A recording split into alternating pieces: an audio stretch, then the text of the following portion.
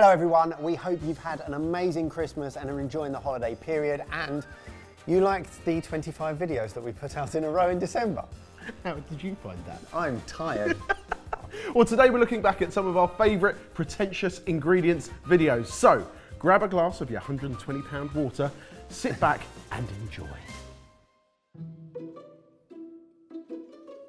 So today we've gone out and bought 5 arguably pretentious ingredients. Definitely. And we're going to put them to the test with our mate James, who's a chef, and our mate Jamie, who's definitely not a chef. I have no idea how they're both going to react to these. They have to guess what they are, what they might use them for, how much they cost, and therefore also if they're useful or not. My gut reaction is that James has all these in his cupboard already. Is that because you have and you're projecting your own thoughts on you just want to be James? Yes. No, well, yeah. Let's kick off, lift the cloche. Oh, barbecue sauce? Oh, it's fruity. It's not barbecue sauce. Oh, I recognise that taste. It's balsamic-y, a little bit oniony. Blueberries. It's like a balsamic vinegar glaze or something. It's ketchup, but it's a black garlic ketchup. Black garlic? What would you use it for? Because I've said it was a glaze, it might go well as a glaze, like on some kind of meat or something. I'm getting like posh chicken nuggets or something. In each of these instances, we've also got you one dish that might be a cliche, it might be interesting for you to taste it and to think, is this better than an original normal ketchup? It's very sweet, which is weird because tomato ketchup is sweet, but this feels sweeter. That takes on a completely different flavour and experience than just having ketchup. As an ingredient in that jar, how much might you pay for that jar there? Oh, it's got Anglesey sea salt in it. Hang on a second, that changes the game, doesn't it? £6. I wouldn't pay more than £3 for that. That particular bottle was £5.95, and comparison is always important, so where we can, we're trying to make the direct comparison. That is 7.5 times more expensive than a branded tomato ketchup. I probably wouldn't buy a jar of it, just because I just wouldn't use it enough. I think I'd buy that more as a cooking ingredient than a condiment, almost. I would probably buy that if I was in the right mood, like at farmer's market, and I hadn't, I was in that more frivolous stage of going like, oh, they've got some honey made by, I don't know, wasps or something. Like, oh, that's worth a try. I'm guessing you bought that shirt as a farmer's market as well then? Yeah. On a whim. Exquisite taste. Yeah. Yes. Barry, have you got a bottle at home? Yes, I have. Where did you buy yours? From a farmer's market. Pretentious or not? Yeah, but also delicious. Pretentious or not, you decide. Give us a twirl. Oh. Oh no, it's glittery. It's going red with skin contact, and it's so glittery. It smells sweet. There's bits of gold leaf in it, isn't there? Oh. Oh, okay. Whoa. That's got some sweetness to it. It's like sherbet or something. This can only be used for like one thing. It's got to be cupcake decorating. This is Rose Gold Shimmer for Prosecco. No! Shimmer for Prosecco. Are you actually having a laugh? It's lovely, it's dry, it's fizzy. It's Prosecco. Half a teaspoon. Oh yeah, look. Silence. Also, I don't know how well this is going to work due to the fact he's colourblind. They also say that, of course, it's perfectly good to go in lemonade for kids' parties, baby showers and things like that. It's turned a really nice dry drink into something so sweet. This sherbety, kind of sweet sharpness. And then you get the Prosecco through it. How much would you pay for that little tub? Bearing in mind you probably get 10, 12 drinks out of that, 1 or 2, 2 bottles probably. The easy answer, Ben, is I wouldn't pay for that tub. I haven't got that, don't worry, but I might get some. I reckon they would actually charge £8 for that. £5. £5. It's It's really expensive, isn't it? £8.95. I mean, I'm not actually surprised by that. At least there is a little bit of taste, and it's kind of, it fills the entire drink, and that's the only thing you need to put into that to make it into an occasion. It's like a fancy straw. It's like an accessory, you know, and you're willing to pay more for accessories than you are for ingredients. Oh, it's definitely pretentious. Weirdly enough, in terms of pretentiousness, I don't think it's pretentious, I just think it's crap. Pretentious to me is where you are spending more money on something than is necessary, even though you can get a product. This just isn't a necessary product whatsoever. This is just completely superfluous. Spin it and lift it. Instant coffee's not pretentious. I wouldn't have a clue what this is. Is it gravy granules? Doesn't smell of much. Oh, I'm nervous. I'm nervous. You might need quite a bit to get it. Maybe a bit more than that. Not more than that. Don't need more than that. Oh, So, do you have any idea what it is at all or not? the only...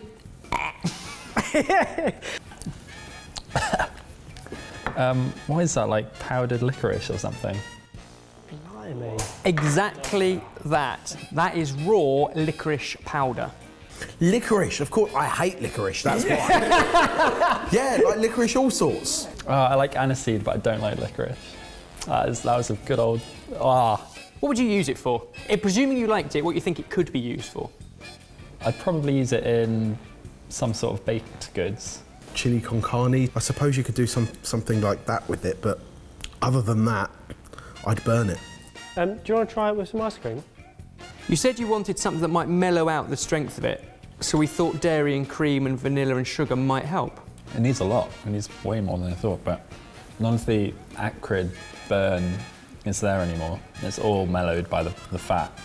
It has a real bitterness.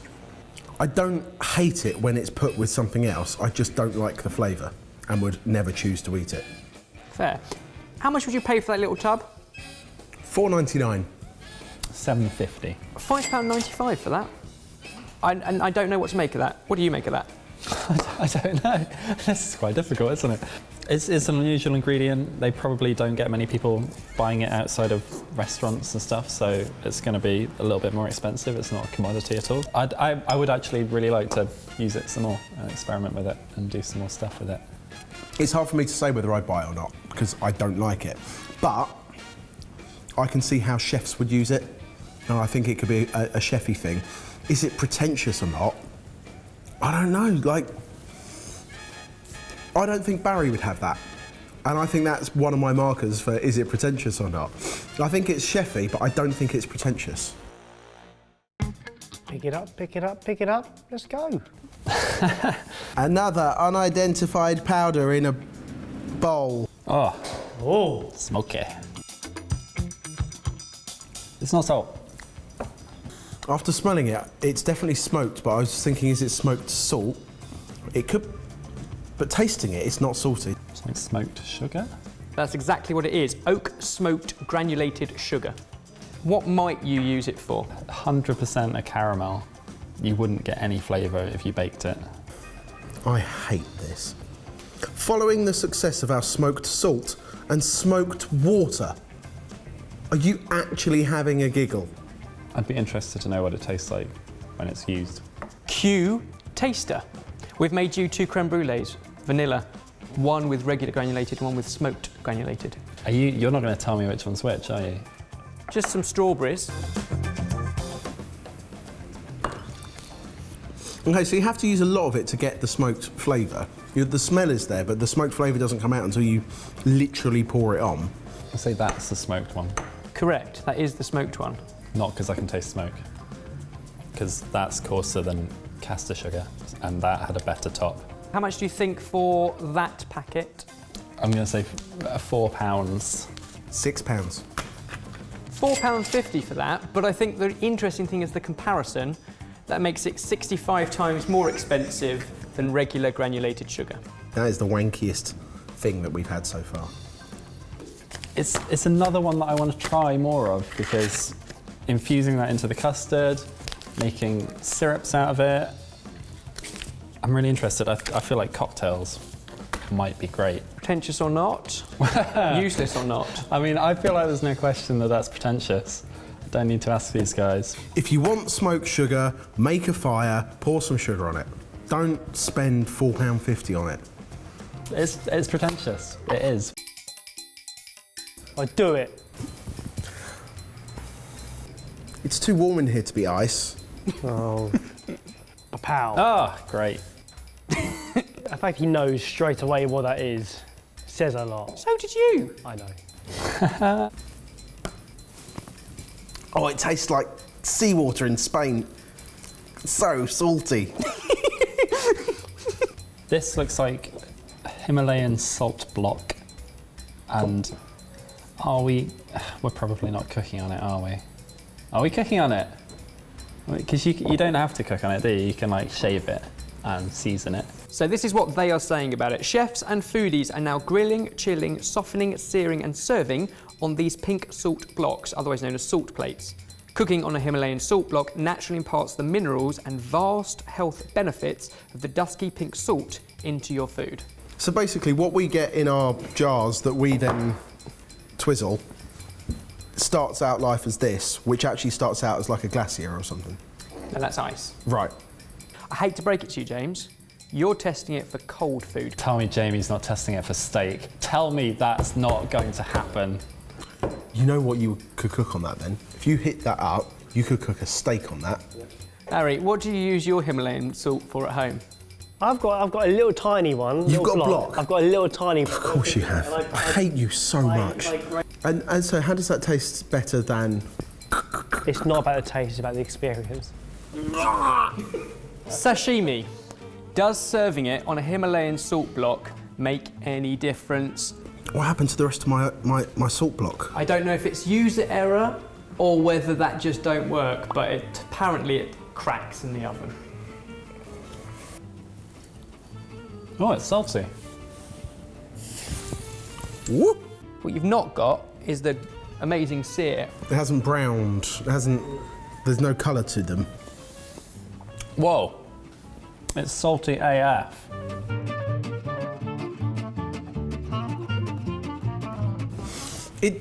Considering we've not added any other seasoning to it than lemon, it does taste like it's got salt on it. But then I suppose it has because the salt is there. So it has been salted. No. Too much? No. Don't put sashimi on a salt block. How much do you think it is? So a block that size, let's presume you can reuse it because we broke that thing. I honestly don't really know, but I'll say £20 for that size of a block. £20. £18.44, so pretty damn good on the price again. Question is it pretentious or not? It's half pretentious because I feel like it probably, like if you cook meat on it or something, it probably works really well. Like it's super salty. Oh, every single one, I'm like, I want to test it more. I want to do some more stuff on it. Which is not me sitting on the fence. It's actually just me being interested in all of these things. That is one of the most pretentious things that we've done today. There is absolutely no need for that. And if Barry actually does use something like that to grate salt over items, then that is completely and utterly ridiculous to me. There is no need for that whatsoever. Pretentious. Stupidly pretentious. Like making me angry pretentious. Sorry, my watch is ringing. That was pretentious. Hello and welcome back to Sorted Food. It's been a while since we've done one of these. We've got two of our normals, Mike and Barry. We're going to feed them some potentially polarising, pretentious ingredients. Gentlemen, are your engines running? What? What? Are you ready? Yeah. Lift un cloche. Don Basil. It's always unidentified powder. No. That looks like pollen, or like it's like Szechuan buds. I was going to say that looks like ground up Szechuan buds. We are such pretentious foodies. It tastes like dry sambuca. Boys, what we have in front of you is dehydrated sambuca. Excellent. Oh, What is aniseed? It's from a little star, isn't it? Tastes fennelly. It looks like a pollen. I'm hearing lots of interesting words, Ebbers. Most of them are correct. That is fennel pollen. God! What's the point in moving forward? We know everything. Know it all. So this is something that we've probably seen popping up for the last few years. It is a wonderful finishing ingredient to sprinkle over all sorts of dishes to give it that kind of earthy licorice note, the aniseed, but also kind of a bright zestiness, plus it's a nice colour. There is a citrusy note. There's a florality. Sure. Yeah, you're welcome. Pretentious language. That makes it not just a fashionable variation on something that already exists. It's gonna add something. I feel like it could. Food, please. Whoa! What is that? That's a lot of mayonnaise. So what the food team have prepared for you are porchetta skewers, mashed potato and charred cabbage. Oh! Where is the potato in that? Because that is whipped butter. This is what happens when you get a chef to make mashed potato. That is stunning. As an aniseedy product goes, I'm not a massive fan of the taste of aniseed, but here you get more of the aromas than you do the taste. I quite like it. It's quite commonly used just to liven up veg dishes. From literally some braised carrots or some cabbage, wonderful in roasted root vegetable dishes, can be used in baked things, so things like fennel cookies is a nice touch, but also on fish and pork and poultry. This is a product that's really tasty and it's nice. Personally, I don't know if it's got that much of an impact to justify going out to buy yet another spice in a cupboard that I don't really fully maximise the use of. You've probably seen fennel as a bulb. It's essentially the same plant, but it is the wild version that's often foraged. At the right time of year, it flowers, you get wonderful fennel fronds, and then that becomes the flower and the pollen, and that is the bit that's harvested. This particular brand is harvested from Italy and is done so in the height of the summer by long generations of people who have gone out there in the early morning before the midday heat to capture that pollen at its best. Let's talk about cost. How much would you generally have in mind when buying spice jars? Somewhere between £1.50 and £2. And with that baseline in mind, how much do you think the wild fennel pollen is? £5 for that jar. £10. Fennel pollen can be bought in the UK at the moment for just over £1,000 a kilo, which makes that £15.50. Oh, that is pricey, isn't it? All of a sudden, I wish I'd harvested more of my fennel pollen last summer. So, is it pretentious or not? I'm going to say it's not pretentious. I am going to say, also, as a home cook, I could achieve something very similar using fennel fronds or frying off fennel spices and getting a similar experience. I think if you did standard fennel or fennel seeds, you'd get halfway there, but added with the zest of a lemon and perhaps a little bit of saffron, you'd kind of get all that collective element going on. If I was to get this out as a product at home, I've got to tell a story, which therefore makes me even more pretentious, so I have to say it's a pretentious catalyst. Oh, that's a new category. Should we move on to another dish? Yeah, quick. Lift the cloche. I trust this one less. Oh, Because it's got a shimmer and a shake. Right, let's look at this up. Oh, I'm pretty sure it is something we have all eaten before, but not necessarily in this form. gelatinous smooth peanut butter. Oh, I've got it in my nose. Oh, it's fishy. Oh, it's the orange bit. You know when you get a mussel and there's that little orangey bit on the side of it? It's that. The bits that I used to eat around because I was scared of them, but actually delicious. It's that blended up. It's like a really smooth, subtle, fishy flavour. Yeah. It is a puree of sea urchin sex organ. Whoa! What sex organ do they have? Well, it's like their gonads, basically, pureed up. Sorry, it's sea urchin. This is an Italian product. It's used a lot in Japan, but also across the Mediterranean, sort of Italy, some French cooking. I am fascinated about how you use that in a dish. Oh, yes! Mixed feelings. We are going to learn some stuff about ourselves and each other. This is sea urchin beef tartare. Got it with some very simple toasts, but it is already all seasoned up. That is absolutely stunning. I take everything that I said previously back. Wow. You know when you have mussels, you're like, I like the flavour, but I can't stand the texture, but I pretend to like it because it makes me look more grown up. And I also love garlic and cream. This gives you that beautiful fishy flavour, but with the texture of meat, which I'm much more comfortable with. That is great. And I think you hit the nail on the head there, Ben. You said it's sort of mustily, and I think the first time I had it, it reminded me of like really intense mussel. It's got that sweet, seafoody flavour, but also the salty umami-ness, and then the texture, which is almost buttery and creamy. Some people almost compare it to like the foie gras of the sea. Not in flavour, but in texture and richness. It's absolutely worldy in this situation here, but realistically, I am never, ever going to make steak tartare at home. Here's a few ideas for you. So 80% of sea urchin is consumed in Japan, and it is very much sashimi, sushi, the kind of dishes that we had and loved when we were there. But it's also used a lot in French and Italian cooking. So it could be passed through pasta, it can be added to mayonnaise or bechamel, it can be mixed through scrambled eggs. That feels like a really good way to elevate quite simple dishes. As a lot of these, I'm like, okay, I get it. I kind of get a couple of usage scenarios in pre-existing products I own that it could replace. Like oyster sauce, like fish sauce. Sure, gotcha. But is it going to change the dish that much? And it will probably change my bank account quite a lot. So that particular jar is 55 grams. How much do you reckon we paid for it? I'm going to say £4.99. I'm going to say £10 again. I think you should have just added them together. It's $14.99. This is What teamwork. teamwork? This is I why don't sorted know. works so well, because I do my Really? bit over here, you do your bit over here, and it comes together to make pure magic. By accident. Sex organ.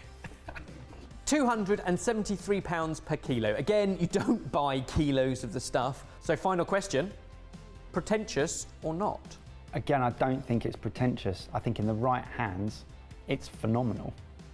And I'd leave it at that, because I wouldn't dare I'm not even ready for try it. it at home. I'm not ready for it yet. Super interesting. How would you use it at home? Comment down below.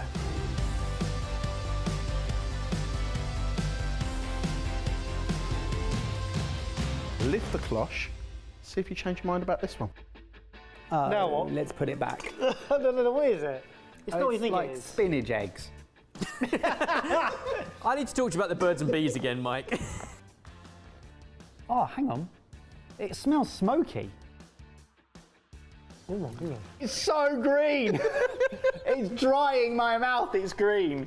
It's been scraped off the top of a pond, isn't it? It's like pond algae. It's got the weirdest mouthfeel, because it's almost like eating eggs. They're all popping. That is tonburi, otherwise known as land caviar. So you were kind of right with the whole kind of popping egg thing. Think a bit like caviar and roe, except it's from a grass. So it is the seed of a fruit of a grass. Would you like to try it in situ? Because probably on the end of a fork out of a bowl, isn't it? No, I'm going to stop eating. Yeah, actually, I'm going to stop eating it too. But it's weirdly Moorish. Stunning. Okay. Yeah. Quail egg and salmon blinis. Blinis. Blinis. Right. So we absolutely prepared something where traditional caviar might have a place, and therefore we've used land caviar as a substitution. I didn't know I was eating it until the very end when it was popping and it was left in my mouth. In flavour, you've made it less of a Royale, more of a Florentine. In terms of it tastes like spinach at the end. Ah! Interesting. So interestingly, a lot of restaurants are using it as a vegetarian or vegan alternative to caviar to make all sorts of canapes that might traditionally have caviar, which is obviously fish eggs, to give you that same pop and texture, which does add a dimension to food that is so unique. Yeah, but it's a completely different flavour profile. Yeah. So I get the pop, it's great, but why? Like, in my mind, that is not a direct replacement for caviar because it tastes completely different. But is it adding to the dish? No.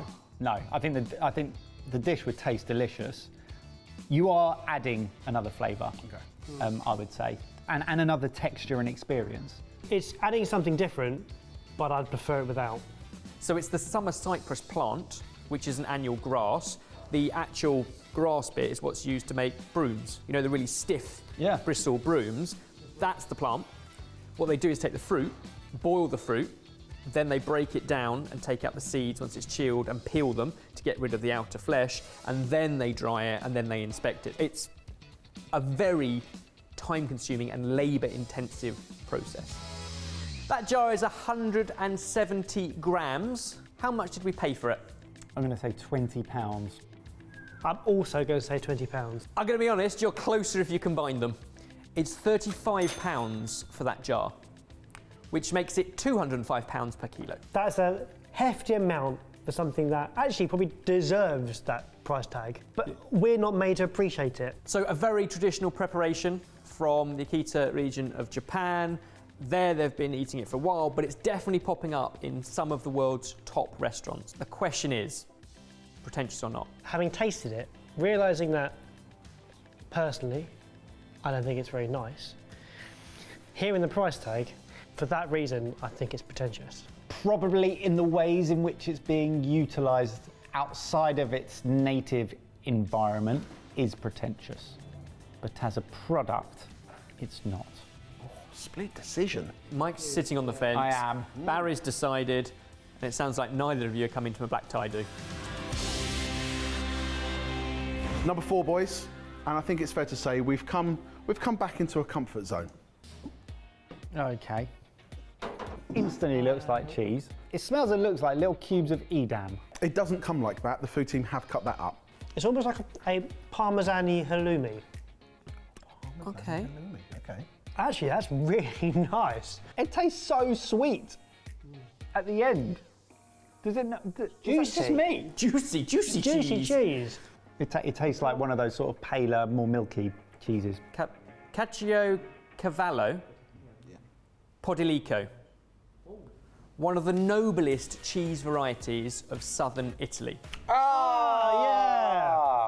Cool. Yeah. So it is a form of hung cheese. It tastes like that as well. like Like a snowman. yeah. It is made with the milk of a particular and now relatively rare breed of cow, the Podo. And those cows basically graze in one part of Italy, in the Apennines. It's becoming increasingly difficult to produce dairy in that area. It's quite a fibrous, like spongy cheese. You can see from the texture when you bite into it. So it's a stretched curd cheese, which puts it in a similar vein in terms of production to something like provolone, which you will remember from things like Philly cheesesteak even. Does it melt well? Shall we find out? Oh, yes. Oh, yes. I'm This is instantly Barry. salivating. This is Barry. What am I about to eat? Fried cacio with roast mushrooms, shallots, and oregano. It's like a cross between mozzarella and halloumi when it's melted. Okay. This is Oh no, he's gone a floppy. a cheese that can go both stretchy and crispy. When it's crispy, it's delicious. Boys, you've seen what the food team can do with it. What would you do with it? Where would you use this? Chicken parm. 100%. I'd keep it Italian. Cheesy garlic bread. That also would work. Out straight out of a pizza oven, like a good char, good smoky. Bit basic for someone who's been on a cooking channel for 10 years. Couple of other fun stories. The cheese gets its name, except for the Podo bit, from a sort of a translation of two horses, because traditionally it's a hung cheese. They would literally hang up the cheese in pairs over the barn door, over a beam or a gate, like you would tie up two horses. I thought you were going to make Yeah, a hung hung like a dog, horse yeah, joke. yeah. Oh no, no, I wouldn't stoop that low. Evans. But the thing I find really interesting here is increasingly it's very difficult to support the production of this cheese because of climate change, very arid environments, that these cows are struggling to get the rich grass and stuff. So it's actually had support from the slow food movement, which we covered in a podcast a couple of years ago. It's almost like a living museum. So it gets the support and the recognition and the brand awareness to try and keep artisanal traditional foods alive. So for that cheese there, 720 grams worth, the kind of Olaf, how much? £40. Holy whoa! I'd say £25. Mike, you're closer.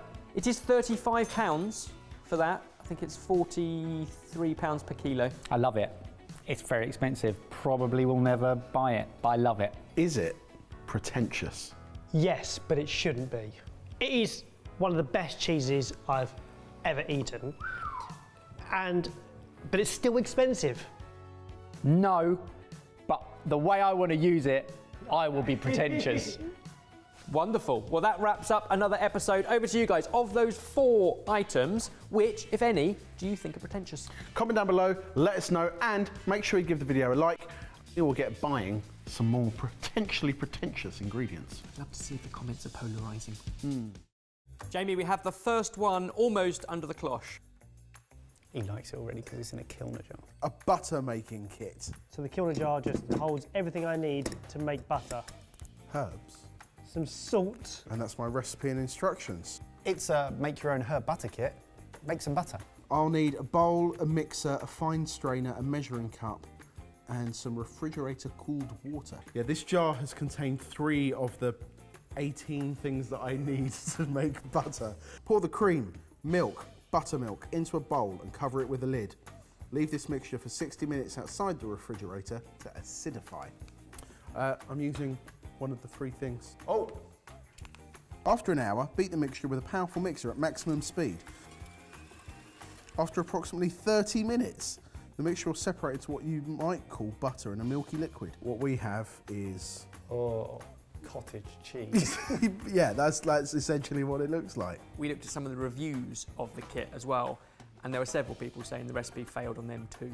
Wow, you set me up to fail.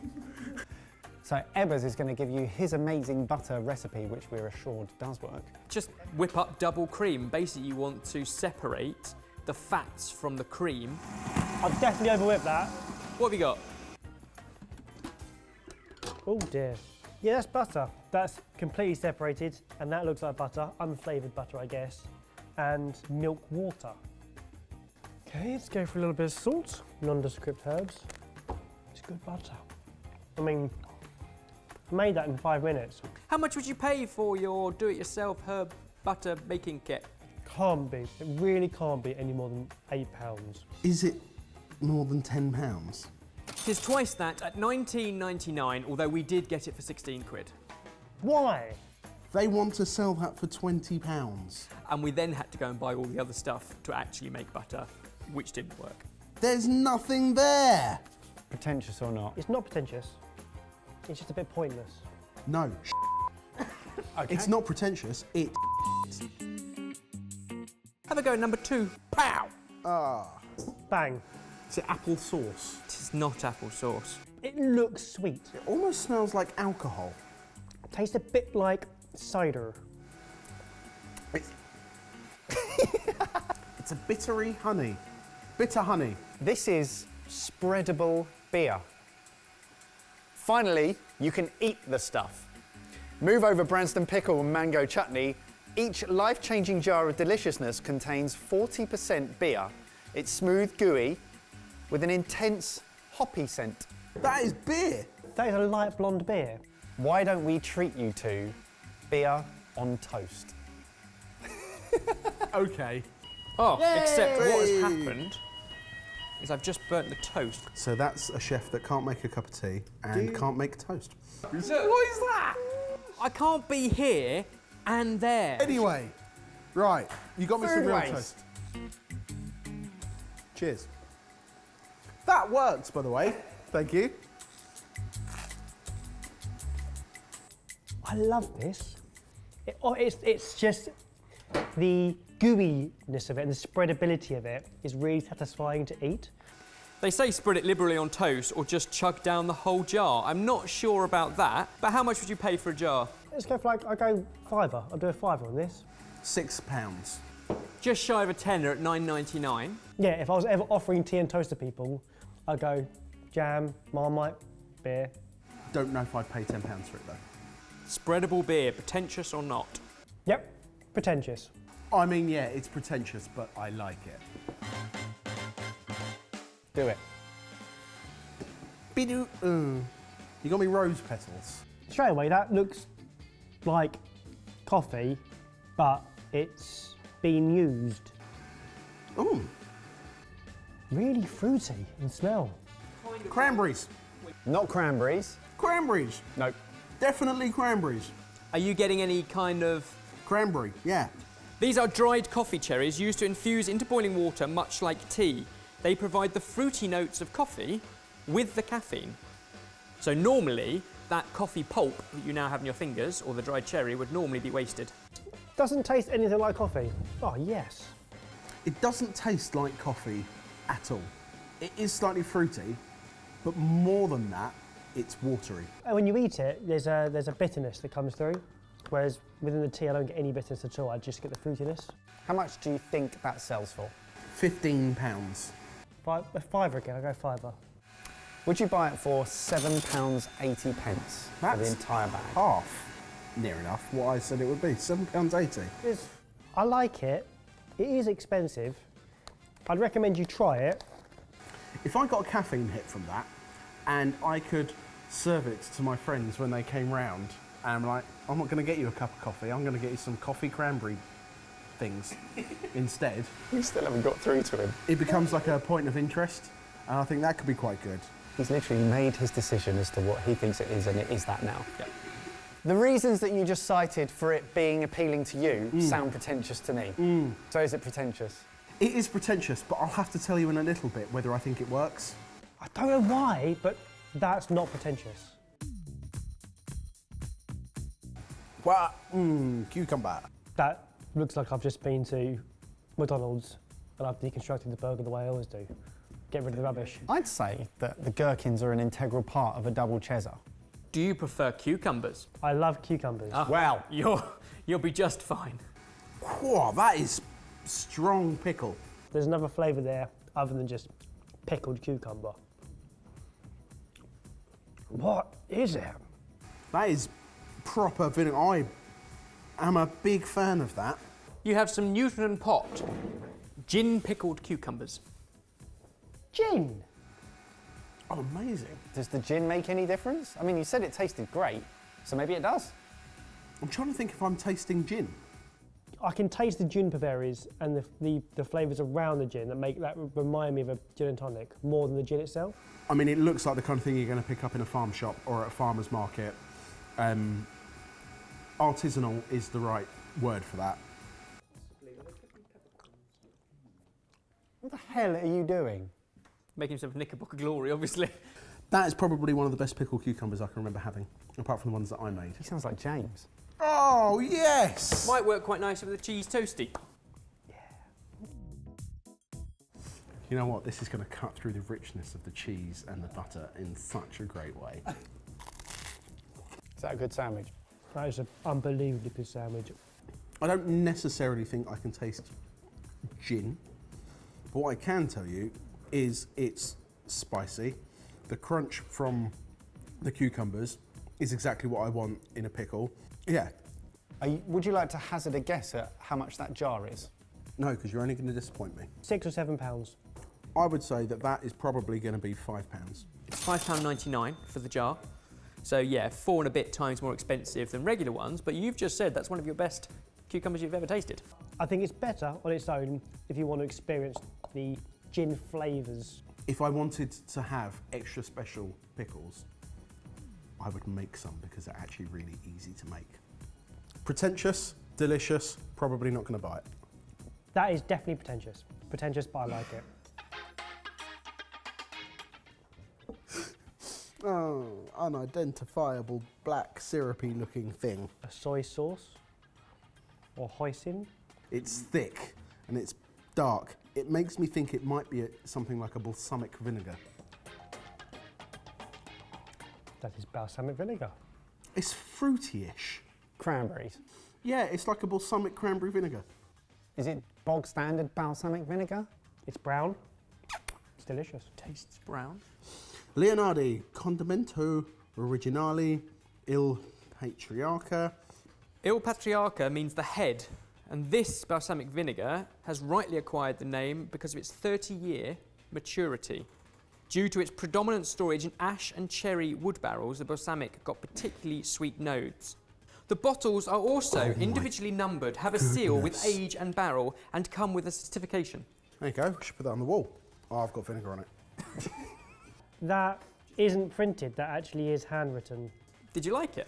I did like it. Got a little bit of smoked burrata, a little bit of mozzarella, some tomatoes if you'd like to have a... Now I'm happy. Apply that balsamic vinegar to one half. We're going to give you a standard balsamic vinegar to I don't know apply if I to can the go other back. half. Well, we'd like you to compare the two.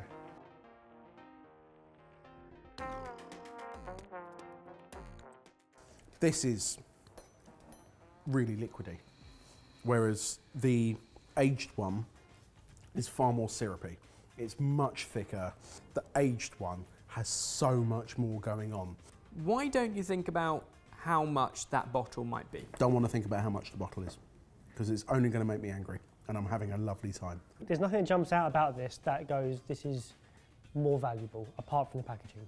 I'm tempted to say that this aged balsamic vinegar, Complete is- with certificate. complete with certificate of authentication, is as expensive as the number of years it's been aged for. I think that's probably £30.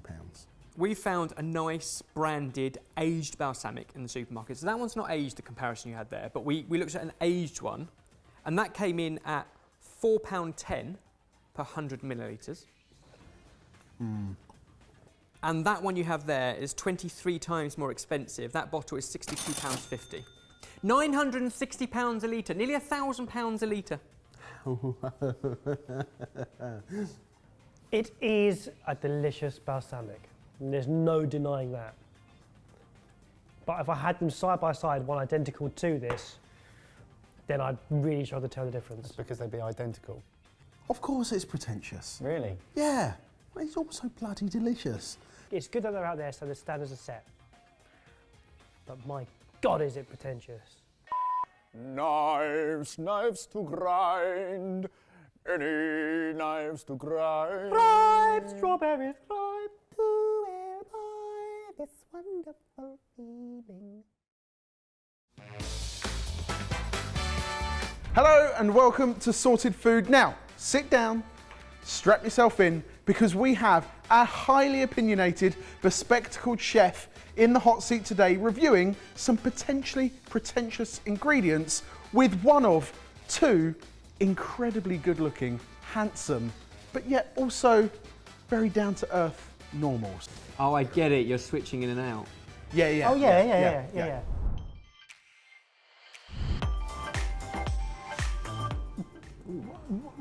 yeah. Bacon wrapped potatoes with some sour cream and chives. I think what you'll find is the food team have called this bacon wrapped potatoes with a nice dip. I've inquired further. The nice dip is sour cream and mustard. Straight off, doesn't look very pretentious at all. Have a sniff, have a taste. Let me know if you can work out what you think might be potentially pretentious about this. Lovely mustard dip. Well, it's going to be the potato or the bacon. I'm going to say that the bacon looks, Quality. yeah. Boys, what you have in front of you is Iberico bacon. Bacon, but better. So Iberico pork is known for its juicy and tender meat. So what better way to try Iberico than in a delicious, thick rasher of bacon? The abundance of fat from the Iberico pork elevates this bacon to a whole new level whilst it melts in the pan. This is a must for bacon and Iberico lovers. Can I just double check? What is Iberico? Is it a pig, a place, or a process? Yes. Good chat. So Iberico pork comes from the distinctive black Iberico pig. So it's native to areas of Portugal and to Spain. The pigs eat a diet mainly of acorns, very natural, they're allowed to roam. They are the best quality pigs that you could really hope to find, that are cared for in the most loving way possible, and then are absolutely delicious to eat. I can absolutely taste the fat is better, and it is mostly fat, and it is that wonderful fat. It is exceptional. Yeah. Oh, That's a slappy, good slap, bacon slap. So that's the packet, that's how it comes. We got this from Fine Food Specialists. They sourced theirs from a family-run company, Juan Pedro Domecq. They've been doing this for 2 centuries. I can't think of many places where a slice of bacon is going to be bettered by this. If the price is as high as I imagine it has to be, given the process and the rules around Iberico. So speaking of price, how much do you think we paid for 250 gram packets of the Iberico bacon? Bearing in mind, like top supermarket brand levels, you're looking at sort of £3, £3.50 for 250 grams. If that was £6, I'd buy that. I'd buy that. I'd buy it because I think it'd be worth the special treat. But yeah, it's going to be more like 20. I reckon it's £2 a slice, 10 quid. Ebbers is on the money, £9.95. Wrapped round spuds on a fry up with some mushrooms, some tomatoes, some beans, toast, egg. It doesn't need Iberico. Iberico flavour should be savoured almost as is, and I can't think of where you'd put that. I'm kind of okay with it. I don't think I would pay that money for it because I think I'm happy with just normal, really good quality bacon. I suppose there's only one question left to ask. Iberico bacon, pretentious or not? No. It delivers on everything that it says. It's not pretentious. It just doesn't have a place on a fry up. Look how filthy your fingers are. I know, I told you. That is impressive. Greased up. Number 2. Barry, it must be your turn to lift the cloth. It is. Yeah. Yeah.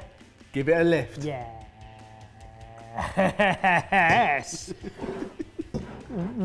Whoa. It's got the croissant golden colour and swirl and layers, but it's in a shape of a die. I want to see a cross section of this beast. May we? You mean a cross section? A croissant. From the outside, it looks like they've taken 6 croissants and squished them together, but on the inside, it looks like they are one. Jamie, what is this? Boys, this is croissant cube bread. Created by a Swedish baker named Bedros Kabranian. He's actually part of the Swedish national pastry team. Essentially, he wanted to give a new shape to the iconic French breakfast bread. Didn't imagine for a second how big a ruckus this would cause on social media when he started promoting it. And don't get me wrong, because I'm sure he's a better baker than all of us put together. However, the very name croissant means crescent. Like, it is literally named after its shape. I like croissants when they're freshly baked and they're like crispy on the outside, soft in the middle. So I've always thought, could you put a croissant in a toaster? Now I think you could. Would you like to see what our food team has? No, I to? don't. I know it's going to be really bad for me, so... Jamie, did you offend somebody in the food team? What we have in front of us is Monstrosity. is a bread and butter pudding, but built as a cube so that the layers of thick custard in between toasted bread with a raisin jam. Posh comfort food. This I'm down for. Yeah. God, what this is. And then What we is also this? have the ultimate cheese toasty with multiple cheeses for that incredible cheese pull. I'm trying to be conscious of my cholesterol intake, but Yeah, well, just don't have any for the next 3 weeks. You'll be fine. Yin and yang. tell my family I love them. Oh, I kissed that. There's a chance there's more cheese than bread in that toasty. Yes. No, too much. Too far. So this is a bread and butter pudding, built as a cube, so layers of thick custard in between toasted bread with a raisin jam, bread and butter pudding in itself. Okay, so right, this is delicious, but what's stopping you just doing the exact same thing with normal croissants? Tessellation. Oh, God. This does make more sense to me, for some reason, as a dessert, and I can't tell you for why. I think it is just the excess of cheese there makes it almost inedible, whereas this is actually surprisingly tasty and light, and you actually get the crunch and the gooey, and it soaks it up. Does it add anything over and above a standard brioche loaf? Yeah, because I find brioche is just buttery and sweet. This is so textured and so light inside, and with a really crispy outside as well. In fact, it's crispier than normal croissants because you've got more of a solid surface area. What are you doing? Getting the I'm providing the audio experience while you explain how much you love the crispy flakiness. That's just weird, though, it's isn't it? teamwork. A little scratch. You do have better edges and more flakiness around there, although I think you lose some of the elegance of a croissant. So we sourced this from a place called the Gourmet Market. Like the Cronut, these bakeries have got lines around the corner. They're selling out of them. They can't make them quick enough. So this really is a thing. How much do you think we paid for that croissant cube loaf?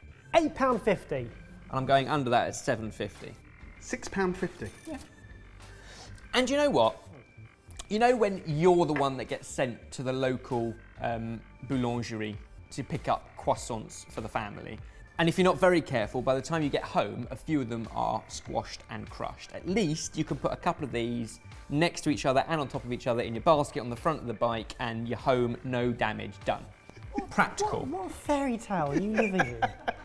Do you know what? £6.50, it's fun. I think you'd buy it, you'd do it once, you'd find out how to play with it. Yeah. I think you might stick to regular croissants after that. Maybe I'm wrong. Croissant cube loaf, pretentious or not? Oh, a little bit, but it's not pretentious. Now I've had time to digest it. Not this, but this. Not pretentious, kind of cool. This is going to take a while to digest, I promise you. Please, Jamie, lift the cloche. Ooh, that is beautiful. Fancy, hey? So in front of you, you have a chawanmushi, which is Japanese steamed savoury custard with some soy marinated seafood in it. Could you just pronounce the name of the dish again? You said it so quickly, I almost didn't hear you You pronounce know it. what? Stuff it. Chawanmushi. I don't know if you're right or wrong. No.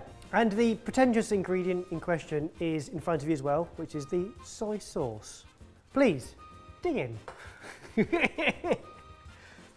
Wow. Wow. Whoa. Wow. Whoa. That's phenomenal. Do you want to try it in the dish? It's got a wonderful wobble and set on it. Cheers. Cheers. Firstly, what are you expecting from soy sauce?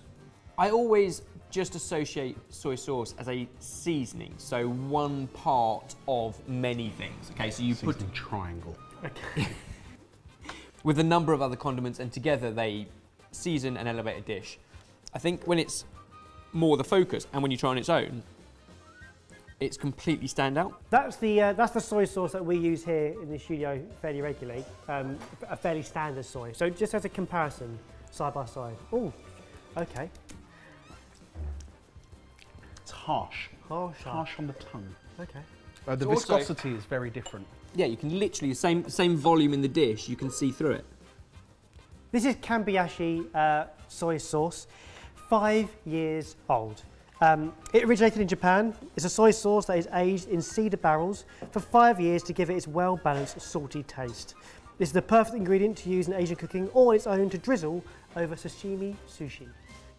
Ultimately, like with the previous ingredient, you're buying into centuries of tradition and process and respect for how a product gets to where it is, and you're paying, therefore, not just for the process of fermenting, but then for aging. I can't imagine using that in like a stir fry midweek or something like that. But if we were to go to the effort of making sushi or buying really good quality sushi or sashimi or something, that feels like the right place for it. Let's talk money. So, bearing in mind the flavour and balance of this soy from Kambiashi relies on the exact replication of the process 250 years old and diligently overseen by the Okada family right up to the 17th generation of today. The standard soy sauce in front of you for a 200ml bottle is £2.50. What do you reckon this one is? I would pay £25 for that bottle, 10 times the price. I think it's twice that. I think it's £50. I'm going to say £50. Interesting. Could you justify £31.95? That doesn't surprise me. It's not hugely more than I thought. Less than you thought. It's less than I thought. It doesn't mean I'll be prepared to pay it. Again, just like the bacon, its application is so different from perhaps the staple midweek ingredients that we associate bacon and soy sauce to be a part of our pretty much everyday cooking. But that is a spectacular bottle of soy sauce. Yeah. Right then, so is it pretentious or not? We said at the start, sometimes it's about the vocab and the language around the marketing and the packaging. But I don't know how else you would explain this if it wasn't for listing off the numbers of years, the years of fermentation and aging and cedar, and the family name is important in the tradition. So I don't think it's pretentious, I think it's factual. I just think it's such quality that we don't get it anywhere else. This one could be interesting, boys. Ben, please, lift the cloche. Is it a chicken, Barry? Well done, Jamie. 10 points. Poulet affiné. Poulet. No, poulet. Poulet. Poulet. Poulet. These are Le Cour d'Amoise Poulet Affiné. These chickens have been favourite in France's 3-star Michelin restaurants. The chickens, hens and guinea fowls from Patty's farm are renowned for their exceptional quality and incredible taste. So this is Michelin star chicken. Michelin star? Yes. I mean, first impressions, it looks like a chicken. Like, there's nothing special. There's no. Sometimes you can see there's a different colouring of the skin or something like that. It literally looks like a chicken. Should we eat it? I mean, cook it first, then eat it. Oh, Jamie, it's like Sunday lunch. So in front of you, you've got 2 dishes, cooked the same way, both slow roasted. One is the pretentious ingredient, and the other is a relatively standard one, but still good quality. Start dishing up. Should do a bit of thigh, Jay. I'll give you a bit of thigh. It's worth pointing out the other one is still high welfare and really good quality. We're picking it up. We're going in. We're going You in going with in? fingers. You going in? Oh, you're starting with the potentially pretentious chicken. The poultry is fed with the cereals produced on the farm. Maize and wheat form the basis of their diet, with the addition of essential oils and more than 25 wild plants from this protected site. These include dandelion, heather, bramble, nettles and horsetail. These plants are all selected for their tonic properties, and the farmer says they give them a much more organic flavour, but what are you getting? I'm getting 2 very different textures Are you? from the 2 different chicken thighs. Okay. In terms of dark meat, which is what I've gone in with the thigh, I would say that the potentially pretentious one is incredibly dark. So it turns out 2 weeks before their slaughter, they are on a strict diet of 5 different herbs, and for the hens, they are then also fed cow's milk. This creates a better distribution of the fat throughout the chicken, giving it a different texture. That feels crazy. This, the potentially pretentious one, I feel is almost like game meat. It does taste incredible. It's just not what we always associate with chicken because we're so used to this style of chicken. So if you were creating your ultimate roast chicken dish for a bunch of mates, what chicken would you go for? Easy answer. Not Standard the chicken. Standard chicken. I'd go standard chicken. The potentially pretentious one is not bog standards. It tastes incredible, but its texture puts it in a place where I think most people would think twice about it. Let's talk money again. So our standard high welfare chicken, £8.30. What are you thinking for the potentially pretentious chicken? So I wouldn't think twice about £8.30 for chicken. Possibly pay a bit more. Would I pay double or triple? 3 times the price, £25.20. I think that's £35. £55 For a single chicken. for a single chicken. In the 30 odd years on this planet, Why round down?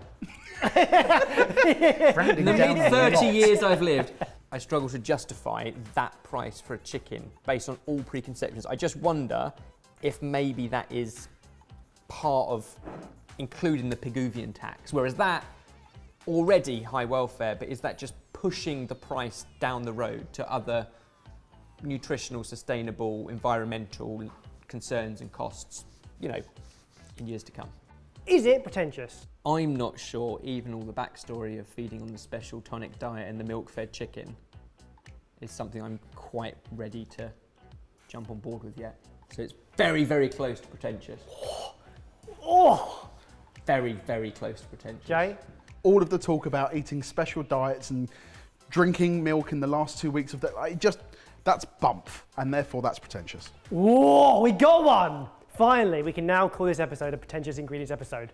It's about resetting the barometer of what is normal to us, and that's normal up until now, and what perhaps normal should be. And then probably more importantly, where you would use it. Because I think most of those ingredients today are standout on their own, but where would you use them, and is it midweek? I think that's where we need your help. Were any of these pretentious, and what would you do with them? Please comment down below and let us know. Hello everyone and welcome to Sorted Food. Now, thanks to your amazing suggestions on a recent community tab post, we have a sterling lineup of potentially pretentious ingredients for our normals to play with. Yes, we want Barry and Jamie to taste, test and articulate their thoughts for you guys at home. Are you ready, boys? Yes, please, bring it on. Lift the cloche. Oh. Oh. Play-Doh. Oh! I know what that is. Oh no. Oh, I know what that is. What is that? Let me just double check. Such confidence at first. It's horseradish. No, it's mustard. So these are mustard balls from Tewkesbury Mustard. A mustard ball is the only true Tewkesbury mustard, popular from the 16th to the 19th century, only sold in this form, never in jars or containers. Mustard balls traditionally were dried naturally to aid preservation to help with transportation. This is cool. This is a slice of history. So thank you to Dan Beale Cox, who suggested that we review mustard balls. What do you think? Whoa. Oh yeah. A little bit goes a long way, doesn't it? Lucky we're not playing poker face. Woo! Oh, no, it's really good. It's It's I thought, Mr. Oh, I love wasabi. I can deal with this. He's having a shocker. It is the wasabi horseradish thing, but it's It's more burny. it's sweeter than normal horseradish wasabi. I really like it. So, the mustard is pounded and combined in this instance with horseradish, you are correct, and a bit of cider. But back in the day, pounded mustard, roll it into balls, and then you'd rehydrate the mustard when you wanted to use it. Like a stock cube. Right, okay, so that's why it's more intense. It's like a travelling stock cube. So that one there has come up to room temperature, so it's a bit pasty and malleable. We've stuck one in the freezer because another recommended use of it is to shave it over food. Well, while we're on the subject of food, do you want to eat some? Yes. Why do you think I'm here? What's that? What's that? What's that coming over? What's it? Sandwiches, they're sandwiches. So guys, you have a posh ham sandwich, glazed ham, aioli, loads of salad, cheddar. Open it up, get some mustard in there, and give it a whirl. Oh. This looks amazing. So a couple of methods here. Jamie's going for the grating method. Baz is rehydrating the mustard ball with some water. Now, back in the day, in the 16th century when these were used, you couldn't rely on the water not giving you some sort of poisoning. So they used to actually dilute this with alcohol. Oh, that's a good sandwich. Cheers. Right. Great sandwich. I am fascinated. Not what I expected. It's more familiar to a wasabi. It hasn't the flavour of mustard. It has the aroma of mustard, but the flavour of horseradish. Interesting. It's very much more horseradishy than it is mustardy. So I know what you're thinking. Why is this in a Pretentious Ingredients episode?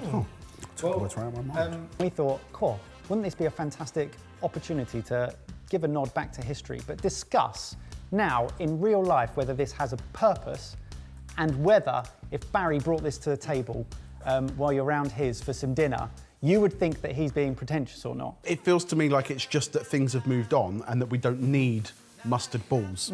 But I like how you could do some really different things with that. This excited me most because of the historical provenance and the fact that Tewkesbury are preserving something that would otherwise be lost. Knowing about it is 90% of the way there. But I don't know if I would actually have a ball at home, because actually a big jar of good mustard would work. But I love the fact that somebody is looking after this tradition that has been around since 16th century. Okay, let's talk about price. How much do you think a 40-gram ball, one of those, costs? £2. £4. £6.99p. Okay. That's the kind of money that I'd go, do you know what? I'll give that a try. I'd do rather that. A jar. I really would rather. I'd rather a jar for a couple of quid. Pretentious or not? It is not pretentious. Not pretentious. Okay, boys, lift the cloche. Why are you why have you turned your nose up at that? Just on pure looks? Honestly, You snobs. looks like duck. Does look like that. I will concur. Well, if we put it in a cork top jar with rose gold lettering, you'd buy it up for £49, wouldn't you? You would. If you told it would like exfoliate your forehead, you'd be He'd be spreading it all over that forehead. On smell alone, I'm going to go 3, 2, 1, and I'd like you both to say out loud what you think this is. Okay. Okay? Okay. 3, 2, 1. Licorice. Demerara sugar. Wow! Interesting. This is amazing. Okay, give it a taste. I didn't expect it to be jelly-like in texture. That is a dark sugar. Barry's getting like a molasses almost sweetness coming through. And Jamie's getting licorice, like aniseedy kind of. Less aniseed when you eat it. It is less aniseedy when you eat it. It's far more like molasses. Boys, you are eating black garlic paste. Black garlic is essentially white garlic that's been left in a humid environment to slowly warm up. This recommendation came from Georgia and PG, so thank you very much. Boys, what do you think? It's really interesting, but it's not like garlic. Well, as you cook any onion, leek, garlic, anything of that family, it gets rid of all that kind of onion sulfury kind of flavour and mellows right down. That paste is a very different sort of flavour, but you can use it as a paste, literally spread on toast. Now you've tried the paste and nibbled on a clove, would you like to try it in situ? Yes. Nice. You have some courgette fries. So they're tossed in polenta and parmesan, they're baked, and that is what you're going to dip into your black garlic aioli, which we've also added in a little bit of black tahini in there as well, just to keep with that shocking wow factor of the black dip. I love an island. It feels more like a Nutella. It's chocolate spready. Cheers. Cheers. I mean, I think you guys have done phenomenally well with guessing the tastes because according to the website of this particular product, once aged, black garlic is totally different to raw garlic, offering up a much more mellow taste, but with huge complexity and depth, similar to tasting notes of molasses, balsamic, tamarind, caramel, dates, and much more. So I'd say that they got that pretty bang on. It takes longer to deliver on the garlic flavour. I don't like it very much Okay. in that situation as a dipping sauce. For me, it's not savoury enough. Interesting.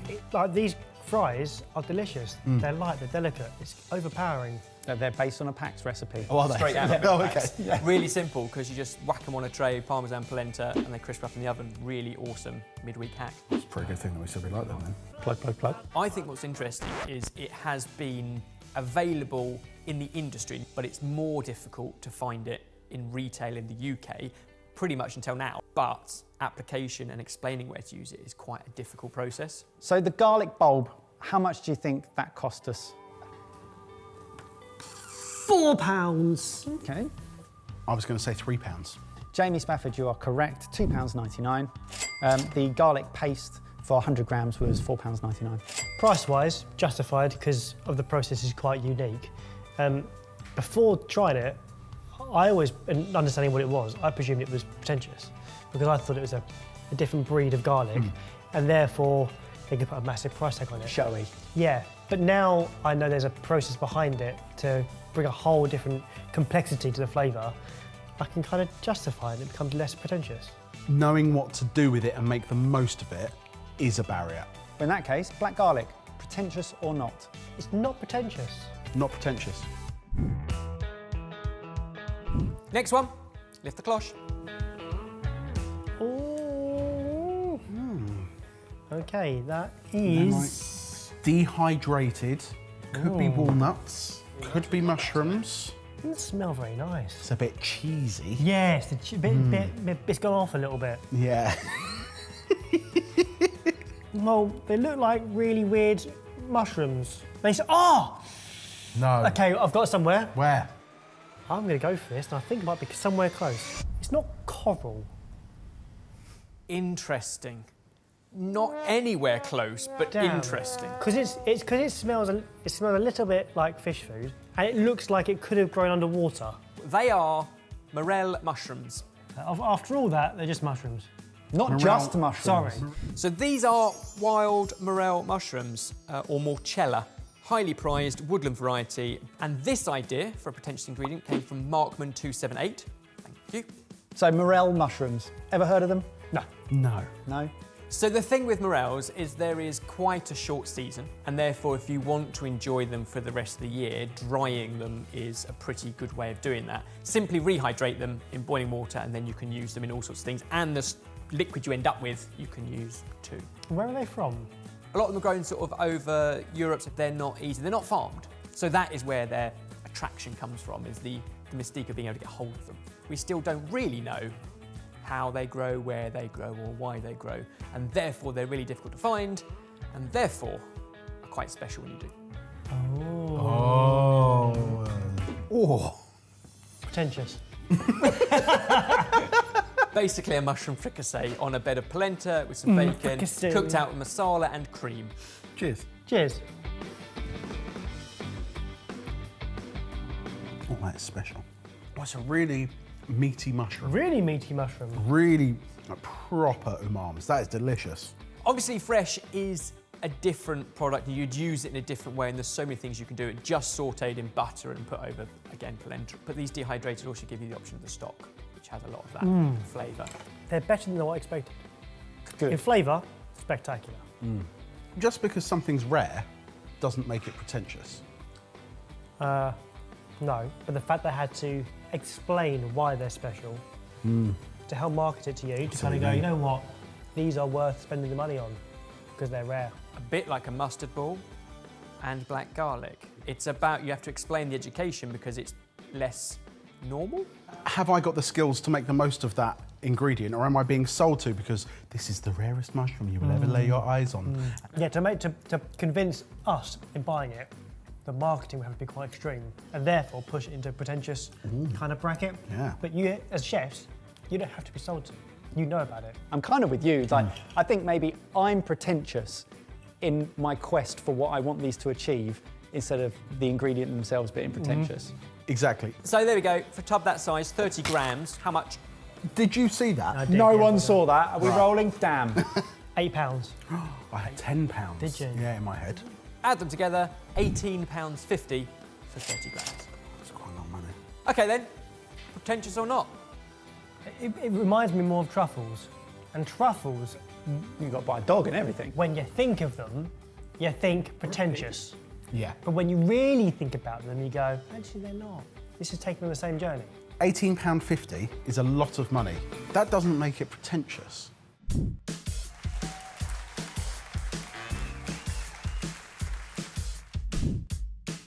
Potentially pretentious ingredient number 4, lift the cloche. Purple salt. Purple salt. It's purple salt. Is it? Give it a taste. Why is it eggy? It's eggy, yeah. It's gone off. sulphur. Any salt at all? Yeah. It's salty. It's a seasoned, well-seasoned egg sandwich. What you have is Korean purple bamboo salt, prepared by packing bay salt, or essentially sea salt, into bamboo, sealing it with nutrient-rich clay, and then baking it in an oven, very, very high temperatures, and the temperatures get higher and higher, and you cool it and bake it 9 times. Basically, it gets all those flavours from the bamboo that it's packed in. So it kind of concentrates the minerally elements of salt, removes any of the other toxins, and what you're left with is like the purest form. It can be any colour, red, white, blue, there's different stages. The most premium, that goes up to 1700 degrees Celsius, liquid salt, once it cools, is purple. Wow. I find these kind of processes so interesting because somebody at some point thought, let's shove that in some bamboo and heat it up and see what it's like. And they go 9 times, and then somebody must have done it 10 times and gone, whoa, no, just 9.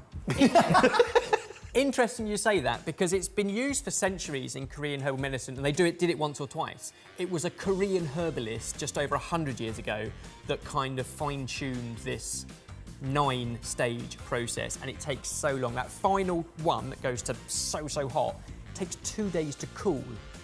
Wow. Before they can even use it. That's how hot it gets. Would you like to try it on something? Yeah. Egg sandwich? Wow. Flippin' heck. A simple throat Yeah, sure it is.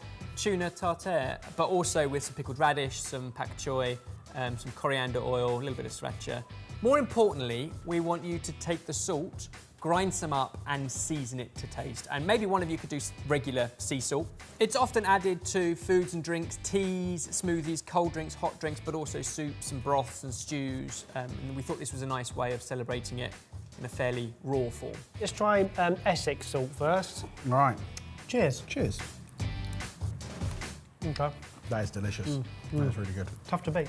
And this is the purple salt. The egg has been mellowed. There's a more rounded flavour Wow. to the tuna that isn't salty. Yeah, it's less harsh. Obviously, we're not health professionals, but beyond its taste, it also has lots of claims around the added benefits with nutrition and health in mind. Rich in antioxidants, it removes a lot of the toxicity when you heat it.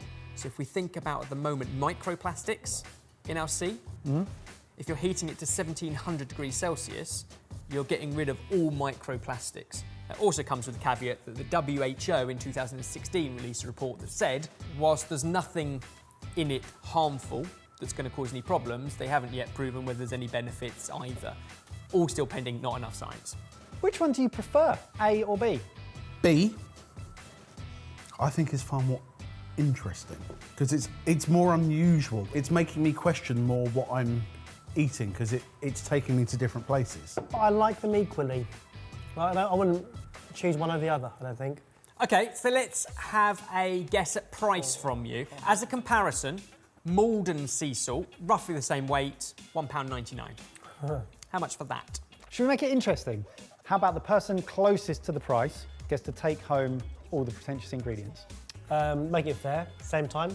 Yep. 3, 2, 1. £25. Whoa! So for that pot of Korean purple bamboo salt, we paid £135.60.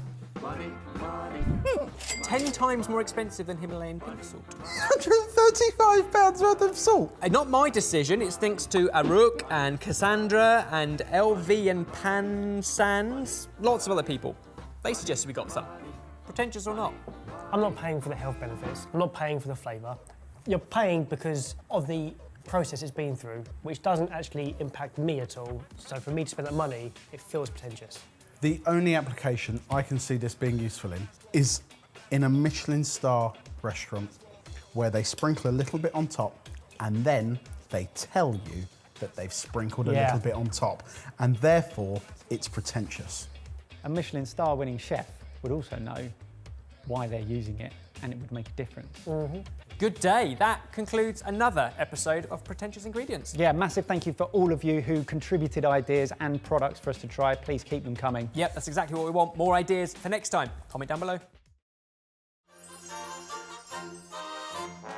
Hello and welcome to Sorted. It is just 2 days until Christmas, so we've got some potentially pretentious festive ingredients to get us in the mood. And first up is our fabulous chef and friend, Ben, who is well known for his festive cheer and strange Christmas traditions.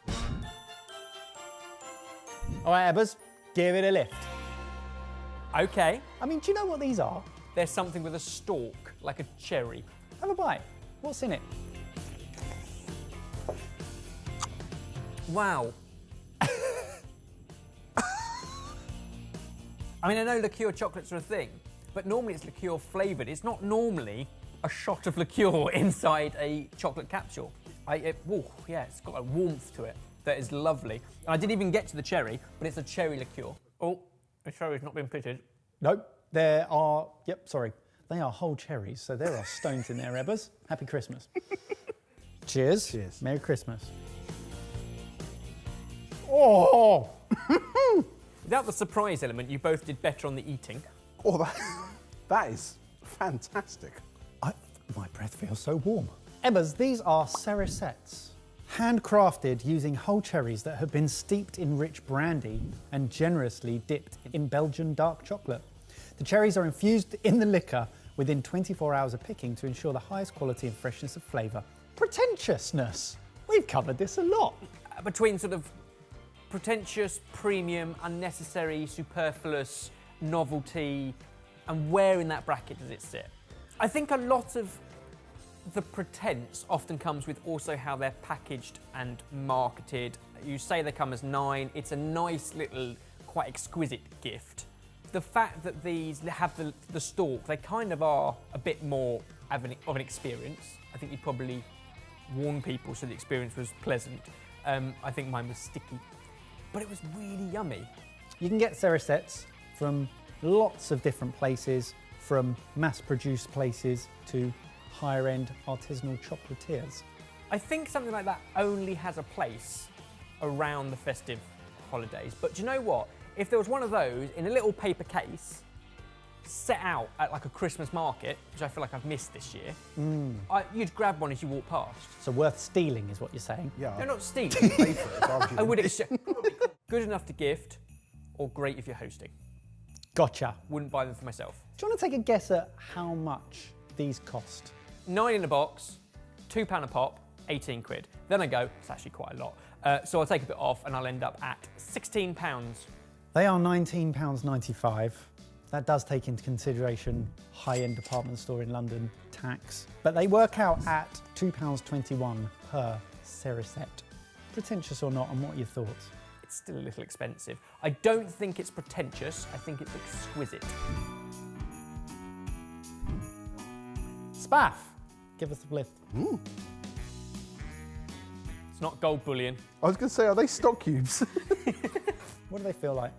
They feel semi-hard, a little bit squishy. Oh. Any idea what it is, or have you seen one of these before? It looks like a brain. It's either a nut, like it's been soaked in a sugar syrup for a year, or it's a fruit that's had something similar done to it. Give it a taste. Let us know what it tastes like. You will know what it is, but whether you can pinpoint it, it's tough. It's sweet, chewy, and I'm sure that flavour is familiar, and I'm trying to pinpoint it. I feel like it's something like Japanese that we've had. Like it's got the red bean, you know those red bean bun type things that we had. That's what it is. It's that kind of texture and flavour. Mate, these are a 16th century French speciality. But what you're getting... You're a knob. No, I hear you. These are marron glace. They use the very best sweet chestnuts. They pick the chestnuts and leave them in a cellar to dry for 3 weeks. They candy them for 7 to 10 days using a traditional French recipe, and then chuck them in the oven for a few minutes, and it glazes them and sets them, making the chestnut retain all of that syrup that it's taken on, and you are left with these. I mean, that is a long thing to say and process to make, I imagine. And you're getting that same consistency of a chestnut once it's cooked than you would of something like a red bean paste. So from a texture point of view and a pulsy kind of, although it is a nut, when it's cooked, it has that creamy, nutty pulsiness to it. Should we try one, Evers? I would love to try one. Cheers. I love these. Really good, right? They are sublime. Absolutely delicious. I love them. And so Japanese in texture and taste. No, I was such a hypocrite earlier, and I was such a about it, but that is exactly how I describe it. It is, isn't it? Do you see these as something that you would gift to someone, or do you think you'd buy them when you're having people round? The problem is, when you gift them, or if you had them and you brought them out when you had people there, you're going to have to explain what they are. And then in that themselves, does that make them pretentious? At that moment, you become pretentious. But they aren't pretentious. I you don't become know. pretentious. I don't know Or- whether, as soon as you stand there and explain that, well, rather than mince pies, I thought we all might enjoy... Stop. How would you really say it? As well as mince pies. No. I didn't know where you were going with that. And I think that's because of our circumstances. Whereas in many parts of the world, these might be a regular thing at Christmas, as you said. I don't think these are pretentious. These are something that families have in France and they enjoy and have enjoyed for centuries. Would you like to guess the price for a box of 18? Now, considering that they have been shipped over, hand-picked. Stored carefully in a balsa wood box. Yeah, they've also got high-end London department store tags and Christmas tags. I wouldn't say I pay this, but are they £40? They are £62 for the box. Now, I am sure that you can get them cheaper, especially on location. So I'm going to ask the question, pretentious or not? The product in itself is not pretentious. It's a tradition, it's delicious. I can't get my head around the price, but if somebody bought them for me, I'd be very happy.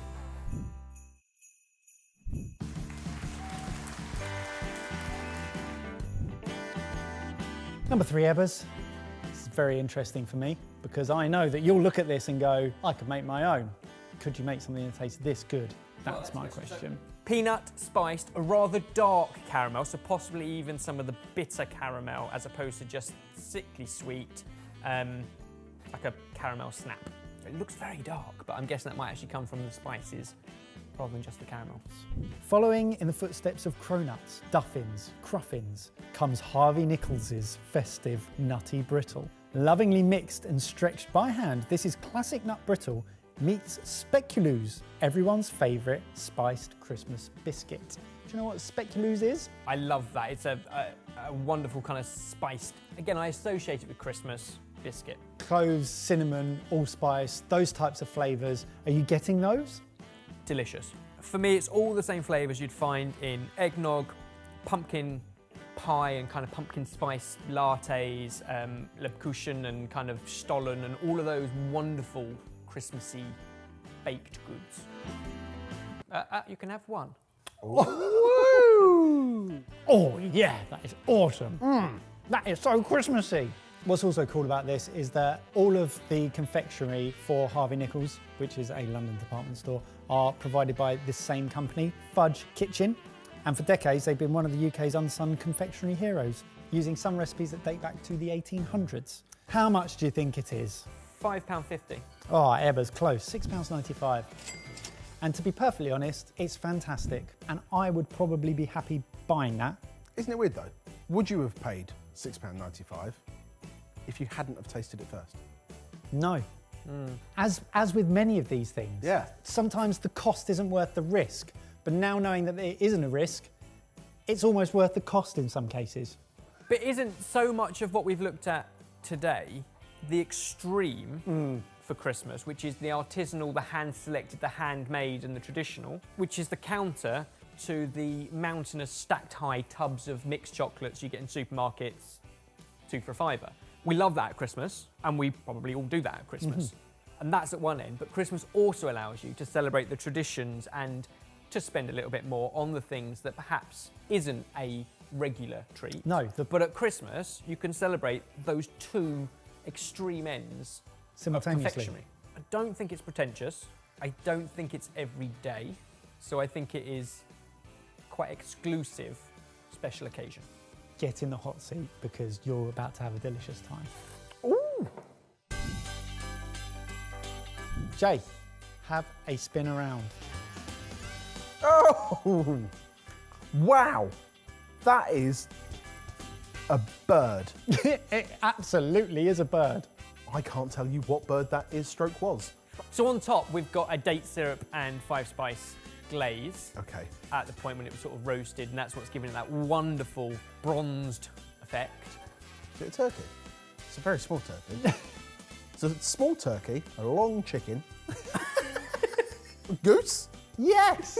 So this is from Coombe Farm, and they say that we think the good old-fashioned goose is a much underappreciated bird. Once upon a time, every small holding would have kept a goose to do duty both as a guard bird, because they can be quite noisy, and as Christmas dinner.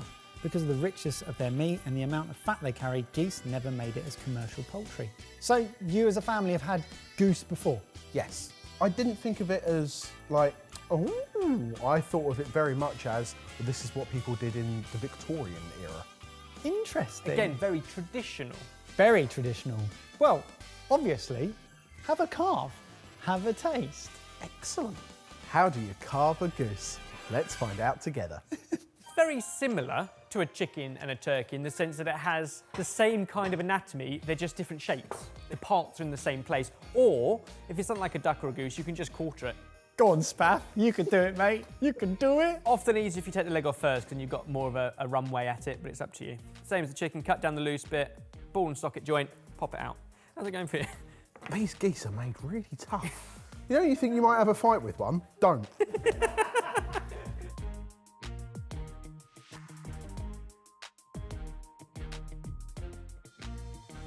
Oh, nice, nice, nice, nice. I'd like some jus, please. Just a little teaspoon. Just on the side, so we can Yeah, I'm taste going to put it on meat the side. set. I'm going to Yeah. put it on the side. Oh, Oh, you're going in with forks. Cheers. cheers. Oh, wow. That is fantastic. I don't think I've ever had goose before. It's super rich and it's not fatty, but it's got a Yeah. richness to it. There's Yeah. almost gamey. Yeah. But it's not gamey. It's a different kind of note to it. Goose is outstanding. Goose is great. It's really similar to duck in that respect. That duck breast. Okay, so goose as a whole, not at all pretentious for either of you when we unveiled this. No, not pretentious, but just old school and not front of mind for what I would think to cook for Christmas dinner in the 21st century. The tradition of roast goose goes even back to ancient Greeks and Romans who used to have them at festivals. It's actually said that geese were plentiful and cheaper than the exotic turkey native to the New World, so made the best choice for the holiday table. So often, turkey is overcooked and becomes dry. Whereas a duck or a goose, you've got a bit more leniency on the time because it is a richer, slightly fattier, darker meat. They're more difficult to get hold of. They are less available in our regular places and wide-scale farmed. So that probably comes at a cost. But actually, if you have one, I imagine it's easier, it's definitely tastier. You get better fat off of it, which enables you to make better roast potatoes. There's a lot going for goose at the Christmas table. Would you like to guess how much this 4.5 kilogram goose, which serves 6 to 8 people, cost? Bearing in mind, it's from a really good farm and it's organic. I'm going to say £70. This goose actually cost £94.95. Really? Yep. So, as a comparison, Dalesford Farm, another organic farm that we've used in the past, we got last year's turkey from there. They do a 4.5 kilo turkey crown, organic, and that cost £110. It is a lot of money, but as the centrepiece of your Christmas meal and experience, considering everything else actually as part of a Christmas meal, is cheap. It's all vegetables and things like that. Well, the question is, Jade, goose, pretentious or not? It's not. It's a big duck. Well, over to you guys. Do you think any of those ingredients were, number one, pretentious? Number two, do you eat any of those regularly and can tell us a little bit more about it? We'd love to hear your thoughts. Comment down below. And from everyone here at Sorted, whatever you have in the centrepiece of your Christmas table, we wish you a very, very Merry Christmas! Well, did you like that? Yeah. Did you? Yeah. Yeah, you did. I did. We will be back properly in January with the new round of sorted content for 2024. But until then, stay safe and enjoy the rest of your holidays. Did a wink and I made it weird, and I'm really sorry. You make everything weird. Sorry. It's what they expect. Yeah.